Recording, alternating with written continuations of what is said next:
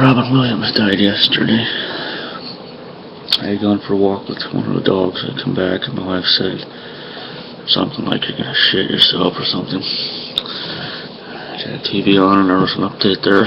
Robin Williams died. He killed himself. I was floored, completely shocked. You can see my eyes are a little red now.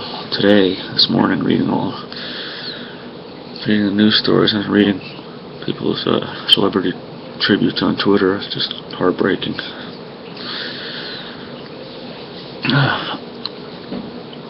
I've been a fan of Robin Williams since I was a little kid. Back when he was on Mork and Mindy. A lot of you young people probably never even heard of or seen that show.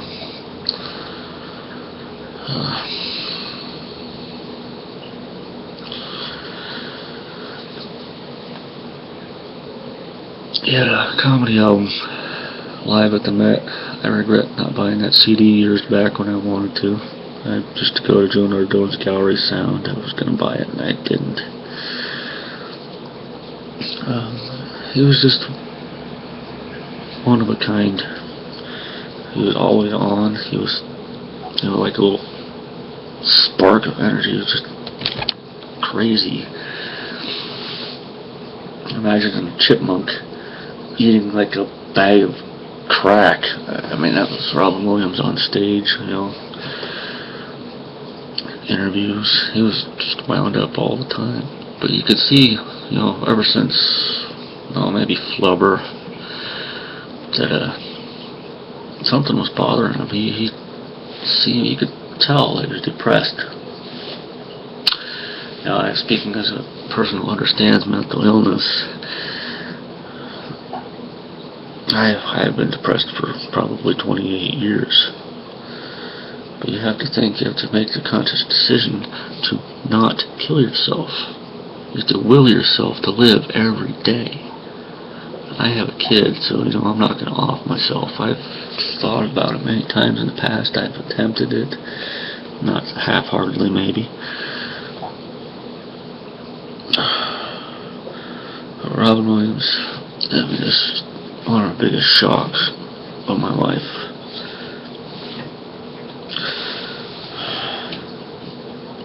It's like when John Ritter died. Nobody saw that coming.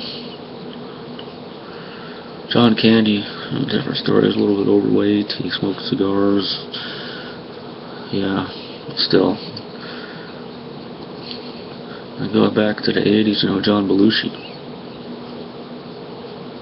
Maybe his close friends expected it. Chris Farley.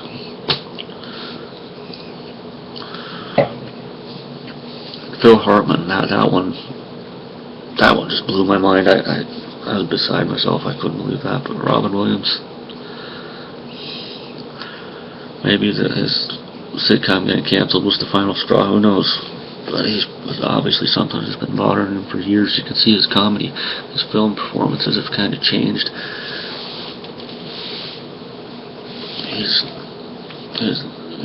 He had a full life back in the 80s, but from the 90s on, his eyes, he just looked dead inside. It's hard to explain, And he did a bunch of crappy movies, I guess, that people hated. I was listening to a radio program this morning, and they routed off a list of movies that some of them, one guy's like, he routed off a list of movies, and a couple other people on there like, oh, hated this movie, hated that movie, well, never saw this one, like, oh, I like that one.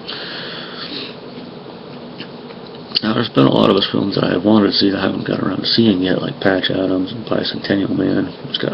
Both got wavering reviews. As far as the serious roles go, Awakenings and Dead Poets Society are really good. One of the people on the radio, made fun of Awakenings, but the lady on there, she's like, I like that movie. I'm having connection problems here, so this thing is going to freeze a lot. It might not even post, it might not work. But Robin Williams, Mrs. Doubtfire, sequel was in the works, it was planned. But now it's probably poof, gone by the wayside. I gotta say, the only actor I can think of that can probably step into the role would be Dana Carvey. Nobody else has Robin's kind of energy. Nobody's on all the time like that. Anyone, someone in his age group like that, probably Dana Carvey, the only one that can pull it off. But Robin Williams dying. It's just Todd Bridges criticized him, saying he was he called him selfish or some crap. I mean, he's one. It's like the pot calling the kettle black, you know. Yeah, Todd Bridges said, "I've had a lot of problems in my lifetime, but I'm still here." Blah blah blah. And, you know, it's crap. Well, Robin's about 20 years older than him. 10, 15 at least. Maybe he's had more struggles. You can tell, you know, when he's battled alcoholism at least twice. People that are depressed tend to gravitate towards alcohol or drugs to try to use it as a coping mechanism, but it doesn't work. No. Marijuana, for example, that's a good treatment for depression, but it doesn't cure it. The only thing that can cure it is you. Robin Williams, his way of curing it was to off himself. Sorry, I combed my beard. It's all screwed up, but it's not the right way to go. You have to will yourself to live, to not do it. If you have kids, you have to think of them first. Don't judge someone until you walk a mile in their shoes, though. You know what I mean?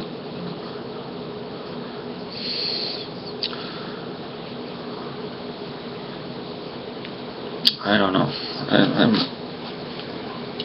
Yesterday I was shocked, and today I'm upset. And it's just hard. This is a guy I wanted to meet. I wanted to be like a comedian for a long time. I used to, you know, copy John Ritter's stunts when I was little at the Pratt Falls, and you know, the drinking the orange juice, but the wrong side of glass, dumping it on my shirt. And then Robin Williams, you know, everybody does impersonations, and you're like, oh, I can't do it here. I can't. It's too embarrassing. I mean, I can do it by myself. You know, that's my problem. I have anxiety. But he was a comic genius, and he was a real inspiration to me. And there's a list of other people that were too. If I ever get into the show business, it's probably because of Robin Williams, John Ritter, people like that.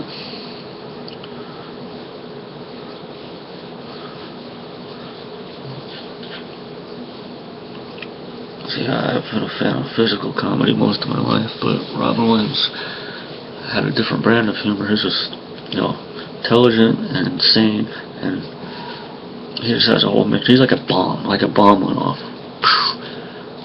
You get a whole bag of sugar and you just blow it up. That was Robin Williams. So. And I haven't had breakfast yet. I got something called Liz's Slim Cocktail. Cosmopolitan wine cocktail. It was on clearance rack. I got it like 2-3 months ago. I'm just gonna have a little sample. I'm gonna toast Robin Williams right now. Save the rest of this for a special moment.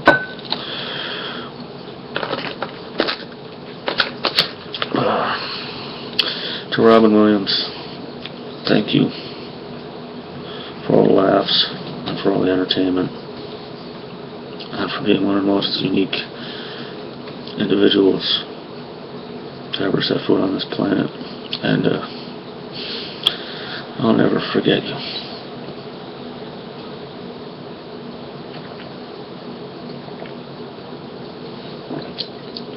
I love you, man. Thank you for entertaining me for my entire life. Big part of my childhood, and there's just nothing else I could say.